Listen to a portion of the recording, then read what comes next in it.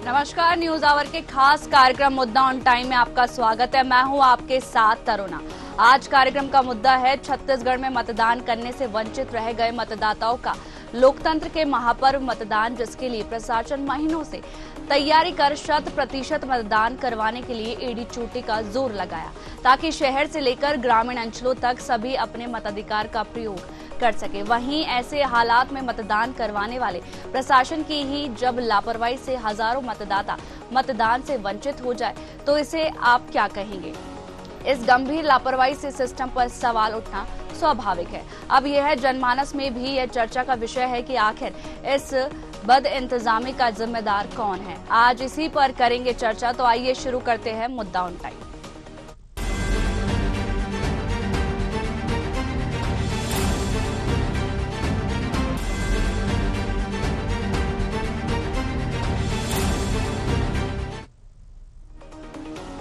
लोकतंत्र का महापर्व मतदान, इसे लेकर प्रदेश में उत्सव के रूप में तरह तरह के अभियान चलाया गया, ताकि 100% मतदाता अपना मताधिकार का प्रयोग कर सके और एक स्वच्छ लोकतंत्र का निर्माण हो सके। लेकिन राजधानी रायपुर शहरी क्षेत्र से लेकर सुदूर अंचलों में सिस्टम की गंभीर लापरवाही के चलते जागरूक मतदाता मतदान से वंचित रह गए। दरअसल वार्डों में हुए परिसीमन के चलते मतदाता सूची में वार्डों में निवासरत लोगों का नाम मतदाता सूची से ही नदारद मिला। कई मतदाताओं के नाम उनके वार्ड से दूसरे वार्डों में जोड़ दिया गया। कई जगह एक ही परिवार के लोगों को अलग अलग वार्डों में जोड़ दिया गया, जिससे मतदाता सिस्टम की खामियां बद इंतजामियों के चलते भटकते रहे। और यही वजह है कि जागरूक मतदाता भी मतदान करने से भी वंचित रह गए। इसे लेकर कानून के जानकारों का मानना है कि ये संविधान में मिले अधिकारों का हनन है। निर्वाचन आयोग की ये गंभीर लापरवाही है।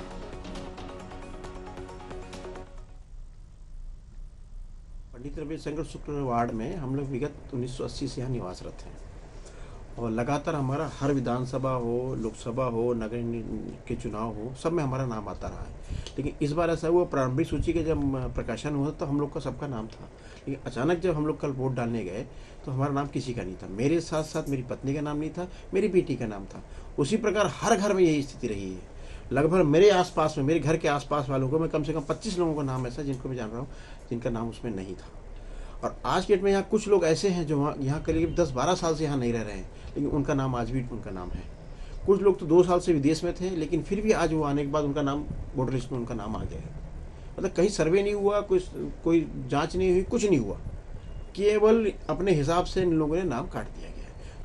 जिस तरह रायपुर के मतदाताओं को मतदान में परेशानी हुई, उससे मतदान के प्रतिशत में भारी गिरावट देखी गई। कांग्रेस के नेताओं के बयान साफ बताते हैं कि नगरीय निकाय चुनाव में कांग्रेस हार मान चुकी है और अपनी हार की वजह खींच छुपाने के लिए अपने अभी से बहाने तलाश करना प्रारंभ कर दिया। आज वे परिसीमन और चुनाव आयोग पर सवाल उठा रहे। परिणाम आते आते ईवीएम पर भी फिर आरोप लगाने लगेंगे। विष्णुदेव साय के शासन में कार्य हो रहे हैं और जनता का साथ और विश्वास बीजेपी के साथ है। बीजेपी प्रचंड बहुमत से नगरीय निकाय चुनाव जीतने जा रही है।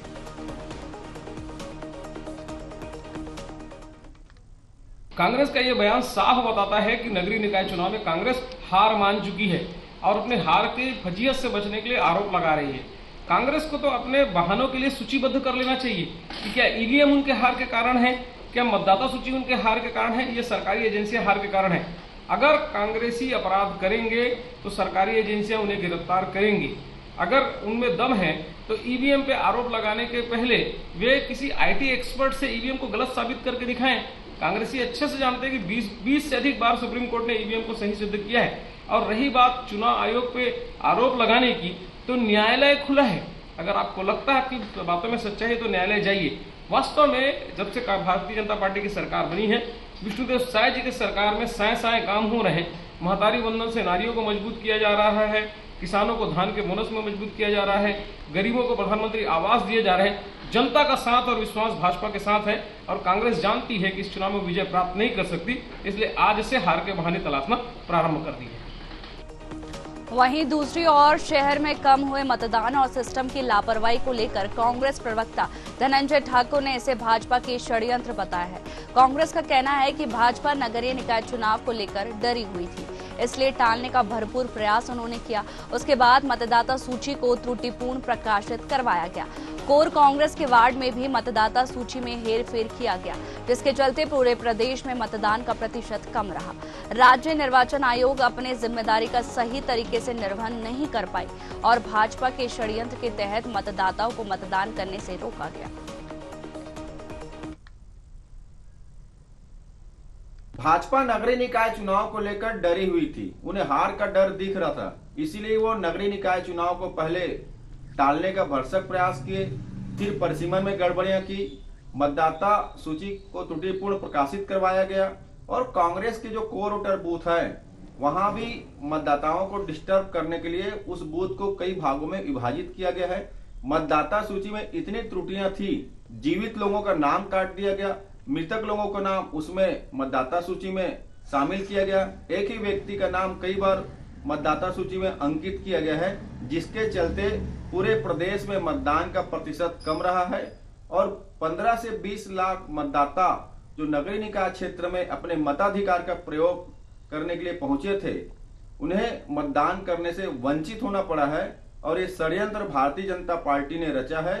राज्य निर्वाचन आयोग अपनी भूमिका का ठीक से निर्वहन नहीं कर पाया है और कहीं न कहीं ये स्पष्ट हो गया है कि भाजपा नगरीय निकाय चुनाव में हार रही है और कांग्रेस जीतने जा रही है। इसीलिए इस प्रकार से त्रुटिपूर्ण काम करके मतदाताओं को मतदान करने से रोका गया है। ज्यादा चर्चा के लिए हमारे साथ बीजेपी प्रवक्ता आलोक सोनी जी, कांग्रेस प्रवक्ता शिल्पा देवांगन जी और वरिष्ठ पत्रकार गंगेश द्विवेदी जी, आप सभी का बहुत बहुत स्वागत है न्यूज आवर पर। सबसे पहले हम रुक करेंगे आलोक सोनी जी का। आलोक जी, नगरीय निकाय चुनाव हुए, उसमें मतदान प्रतिशत कम देखा गया, तो क्या ये सिस्टम की लापरवाही के चलते मतदान प्रतिशत जो मतदाता है वो वंचित रह गए मतदान करने से? तरुणा जी, आपके सभी दर्शकों को मेरा नमस्कार, साथ ही बहन प्रवक्ता हमारी शिल्पा जी को नमस्कार, वरिष्ठ पत्रकार जी को नमस्कार। देखिए, जो मतदान प्रतिशत की बात हो रही है, अगर आप पूरे राज्य के मतदान प्रतिशत की ओर देखें तो वो अच्छा रहा है।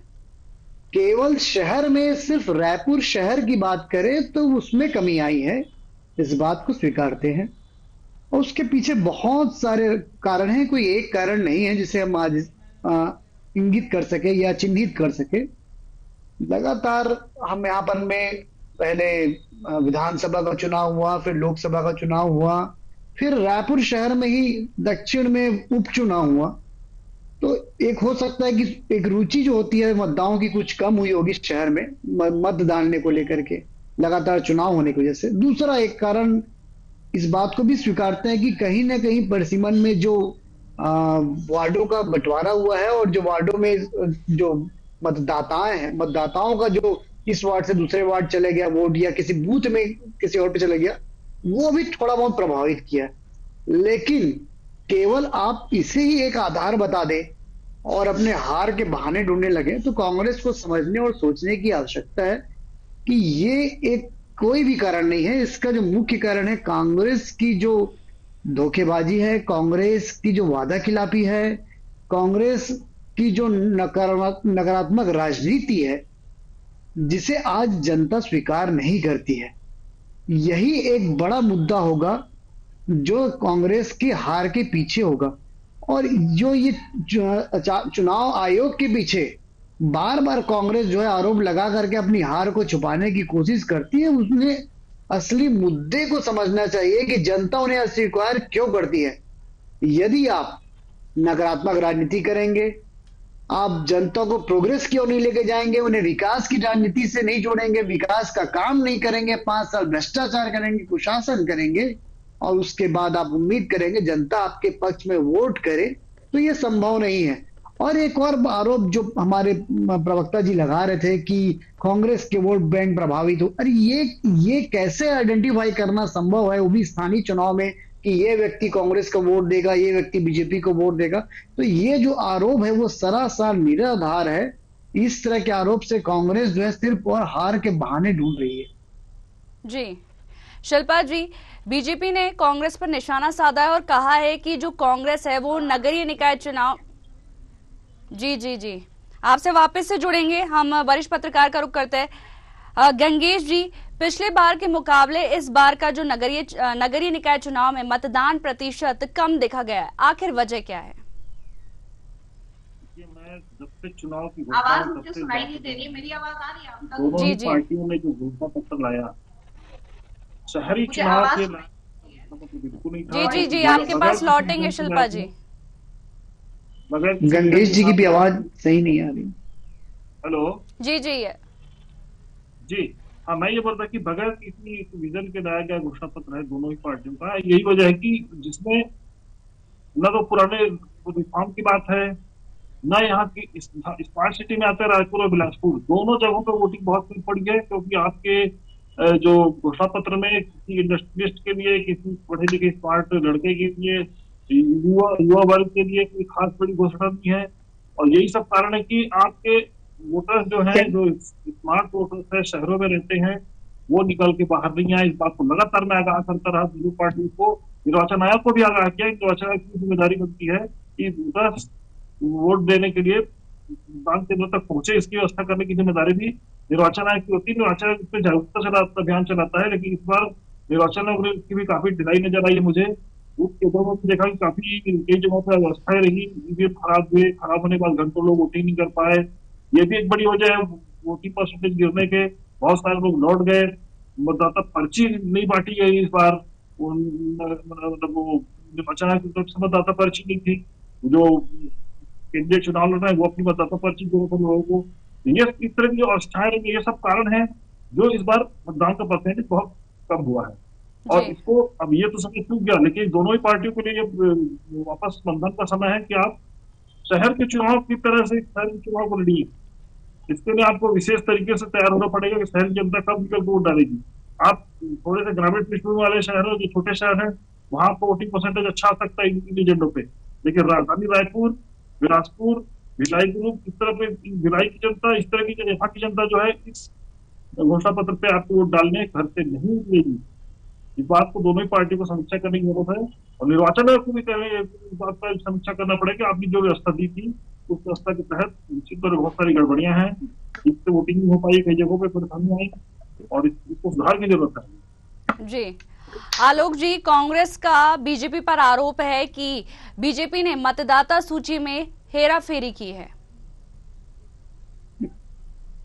देखिए, जैसा आपकी दृष्टि, जैसे आपका व्यवहार, जैसा आपका व्यक्ति संसार, आपको वैसे ही नजर आता है। जिस तरह का चाल चरित्र आपका होता है, आप दुनिया को भी उसी नजरों से देखते हैं, और कांग्रेस की भी यही स्थिति है। निर्वाचन आयोग एक संवैधानिक संस्था है और व्यक्तिगत रूप से अपने सारे निर्णयों के लिए जिम्मेदार है। शासन प्रशासन का कोई उसमें हस्तक्षेप नहीं होता है, वो अपने हिसाब से निर्णय लेती है। और ये बात को वरिष्ठ पत्रकार जी ने बोला है, और हम भी, हमारे भी प्रवक्ताओं ने माना है इस बात को, कि कहीं ना कहीं पर हमें निर्वाचन आयोग ने ये जो परिसीमन हुआ है, अधिकारियों ने इस पे परिसीमन में बहुत त्रुटियां थी, और बंद कमरे में बैठ करके परिसीमन किया गया। इसे जा करके देख करके परमिशन किया जाना चाहिए था। इससे वाकई में मतदाताओं का नुकसान हुआ है, बहुत से मतदाता वंचित हो गए हैं, इसमें कोई दुमत नहीं। लेकिन इसके पीछे कांग्रेस जो छुपने की कोशिश करती है, बार बार अपने हार को छुपाने की कोशिश करती है, और एक बहाना लेकर के बैठने की कोशिश करती है, कभी ईवीएम का, कभी निर्वाचन आयोग का। तो इस तरह के बहानों से अब बचने की आवश्यकता है, और कांग्रेस को अब आगे प्रोग्रेसिव होने की आवश्यकता है। नकारात्मक राजनीति जो वो करते आ रहे हैं, उस राजनीति से बचने की आवश्यकता है। जी शिल्पा जी, जो नगरीय निकाय चुनाव है, ऐसा बीजेपी का कहना है कि जो कांग्रेस है वो हार मान चुकी है। जनता पार्टी की एक साल की सरकार हो गई है, परंतु उनकी जो व्यवस्थाएं है वो आज नहीं हो पाई है।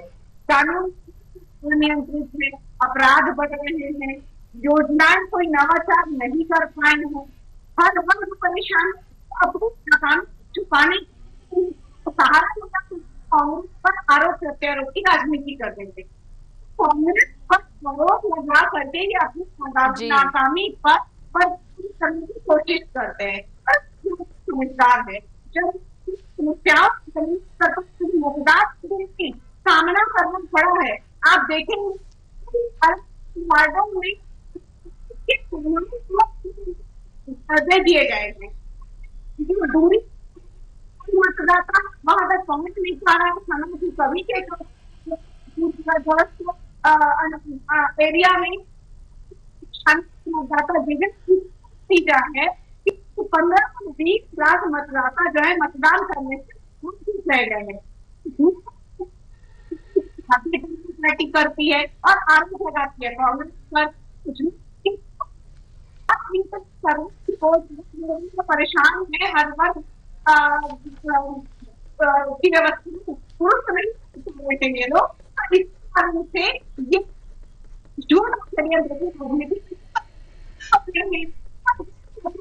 इनकी षड्यंत्र राजनीति के बिना ये आगे नहीं बढ़ सकते।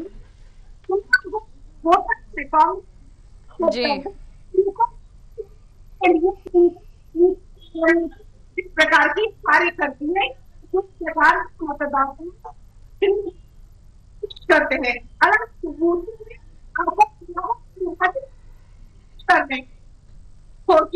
यही कांग्रेस जो है हिमाचल में कांग्रेस मजबूती से प्रबल खड़ी, कांग्रेस के कार्यकर्ता, कांग्रेस के सिपाही मजबूत, भारतीय जनता पार्टी डरी हुई। जी गंगेश जी, आप एक सक्रिय वरिष्ठ पत्रकार है, क्या आपको ऐसी जानकारी मिली है कि मतदाताओं का रुझान किस ओर है?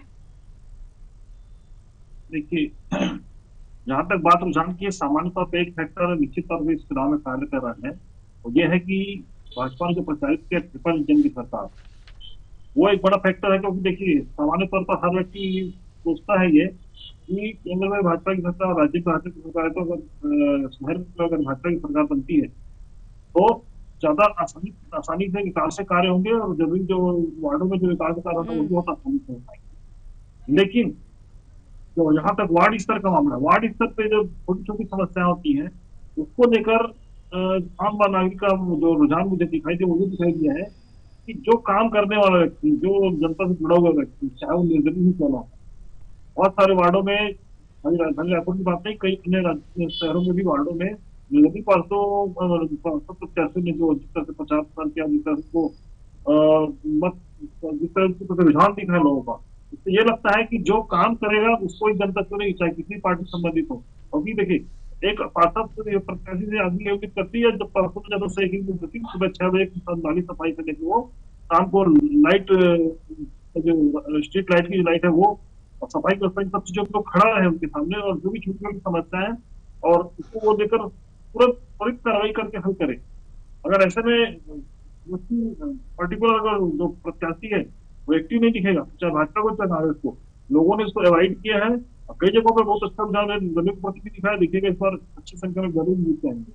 तो देखिए, अध्यक्ष और महापौर वाला जो मामला है उसमें मुझे लगता है कि इस बार रुझान ज्यादा भाजपा की तरफ दिख रहा है, मजबूत कांग्रेस की। जब पिछली बार कांग्रेस सरकार थी तो स्वाभाविक तौर पर देखिए 10 नगर निगम कांग्रेस के पास थे, अधिकांश नगरीय निकाय में कांग्रेस का अध्यक्ष थे, तो वही फार्मूला लगभग यहाँ भी होता दिख रहा है मुझे।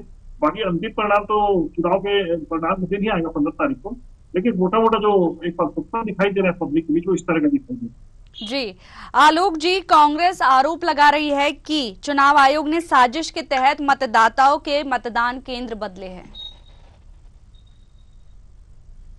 देखिए, मैं इस बात को पहले भी स्पष्ट किया हूं, क्या कोई भी व्यक्ति या कोई भी आयोग या कोई भी सरकारी ऑफिस इस बात का निर्णय कर सकता है कि कौन सा जो एरिया है, कौन सा मोहल्ला है, कौन सा व्यक्ति है, ये फलाने को वोट दे करके आएगा, ये कांग्रेस को देगा, ये बीजेपी को देगा?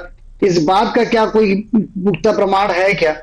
जब ऐसे कोई प्रमाण है ही नहीं, और यदि इस तरह की बातें कांग्रेस लेकर के आती है, तो ये उनके उस पुराने एटीट्यूड को, पुराने जो संविधान पे और जो प्रशासन पे, लोकतंत्र पे जो भरोसा नहीं होने का जो एक मामला है कांग्रेस के साथ में, इसको बार बार पूरा से वापस ले आते हैं कांग्रेस वाले, और इस बात को जनता के को वापस से इस बात की फिर से कि कांग्रेस का जो संविधान पे अविश्वास और जो तानाशाही वाला जो शासन है, वो अपने ऊपर में जो लोकतंत्र की हत्या करते हैं और ये अपने आप को जो है जिस एक परिवार की जिस तरह से चाटुकारिता करते आते हैं, तो ये केवल उसी पे ही वापस आकर के टिक जाते हैं।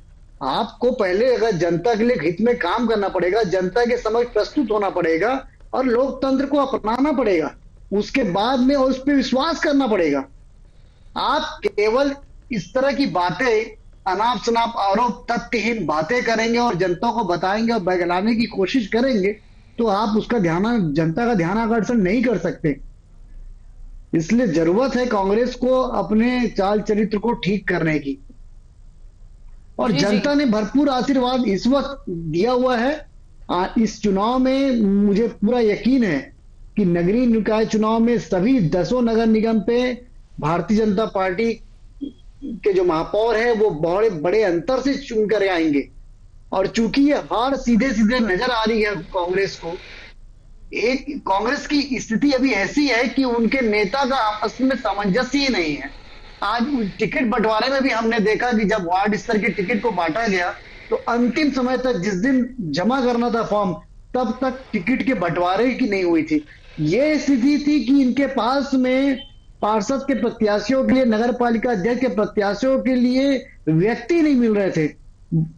तो ये सारी स्थिति जो इस तरह की गुटबाजियां हैं वो सामने निकल के सब जनता के सामने आ रही है। और जिस पार्टी में इस तरह का लोकतंत्र होगा उस पे जनता कैसे भरोसा करेगी, इस बात को सोचने की आवश्यकता है प्रणव जी। जी शिल्पा जी, बीजेपी ने कांग्रेस पर आरोप लगाया कि कांग्रेस संविधान और प्रशासन पर हमेशा सवाल खड़े करती है।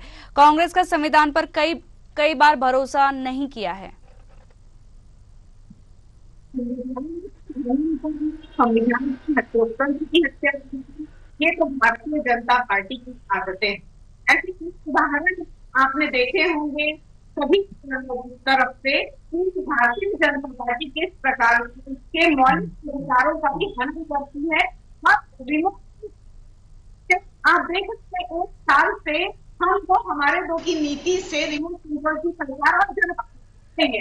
प्रदेश की जनता भली बात जान रही है कि किस प्रकार से उनके अधिकारों का उल्लंघन होता है, उनकी समस्याओं का निदान जी निश्चित रूप से परेशान है, चाहे किसान, महिला, युवा, सामान्य वर्ग सभी परेशान है।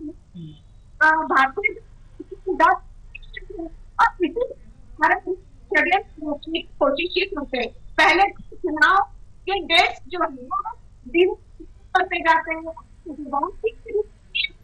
चुनाव करवाते हैं, परंतु कभी बोलते हैं फिर बोलते हैं झूठ षड्यंत्र राजनीति को दर्शाता है और दर्शाता है कि कांग्रेस की तरफ है। आरोप भाई को बहुत कहना चाहूंगी, भतीजे कर रहे हैं, भारतीय छोड़ जा रहे हैं, उनका राजनीति करते हैं।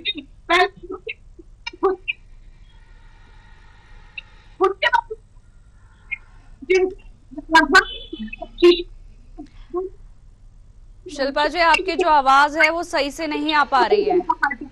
चलिए हम गंगेश जी का रुख करते हैं। गंगेश जी, नगरीय निकाय चुनाव में कई लोग मतदान से वंचित रहे, क्या यह संविधान में मिले मतदान के अधिकार का हनन नहीं? निश्चित तौर पर ये संविधान मिले में अधिकार का हनन है और इसमें निश्चित तौर पर राज्य निर्वाचन आयोग की लापरवाही खुलकर सामने आई है। और मुझे लगता है तो ये पहला चुनाव जिसमें मैं देख रहा हूँ इस तरह की लापरवाहियां राज्य निर्वाचन चुनाव की तरफ हुई है। एक तो बूथों में सामान्य व्यवस्थाएं बहुत कम थी और जैसे कि मैं बताया मतदाता पर्ची वगैरह व्यवस्था निर्वाचन आयोग ने किया। उसके बाद कई जगहों पर ईवीएम खराब हुई। कई स्थानों पर ऐसा हुआ कि जो परिसीमा के बाद जो बदले हैं जिनके बूथ, उनको गाइड करने वाला कोई नहीं था वहां से कि अगर कोई व्यक्ति मान लीजिए कि आज एक बूथ नंबर 4 में वोटिंग करता आ रहा है और उसका जो परिसीमा के बाद वार्ड बदल गया है तो दूसरी जगह कहाँ भेजे। तो इस तरह बहुत सारे लोग भटकते रहे, कई सारी शिकायतें हुई, कई बार हंगामे हुए और इस तरह का ये जो अवस्था है निश्चित तौर पर निर्वाचन आयोग जिम्मेदार है और इसको अपनी कार्यप्रणाली को सुधार करने की जरूरत है। इस तरह की लापरवाही अगर करेगी दूसरा, मतदाताओं को के लिए वोट डालने के लिए निर्वाचन आयोग ने कोई कदम नहीं उठाया, जबकि इस दौरान उनको लगातार, क्योंकि शहरी जनता को भी थोड़ा प्रचार प्रसार की जरूरत है, खासतौर पे वो वर्ग जो बिजी रहता है हमेशा, उनके पास छोटे छोटे कामों के लिए उनको समय निकालना कठिन होता है। तो ऐसे मतदाताओं के लिए आपको अलग तरह से कैंपेन चलाना चाहिए था, निर्वाचन आयोग को मतदान करने के लिए कैंपेन चलाना चाहिए था। वो सब चीजें इस बार के चुनाव में दिखाई नहीं दी है। तो यही वजह है कि इस बार जो मतदाताओं का जो कहीं ना कहीं हक मारा गया है, जिन लोगों को जो चाह के वोटिंग करने पहुंचे उनको वोटिंग करने में दिक्कत आ गई, कई तरीके से वोट नहीं ढूंढ पाए, कई बार वार्ड चेंज होने के कारण जिसको वोट करने में मुश्किल गया। ये सब लापरवाही है, इसको अब ये निर्वाचन हो गया, अगले चुनाव में इनको सुधारने की आवश्यकता है, बस ये कहा जा सकता है। जी, चाहे कांग्रेस हो या बीजेपी, दोनों एक दूसरे पर आरोप और प्रत्यारोप का दौर तो जारी रहेगा। वहीं अब 15 फरवरी को पता चलेगा कि नगरीय निकाय चुनाव कौन जीता है। फिलहाल तक आप सभी का हमारे साथ जुड़ने के लिए बहुत बहुत शुक्रिया।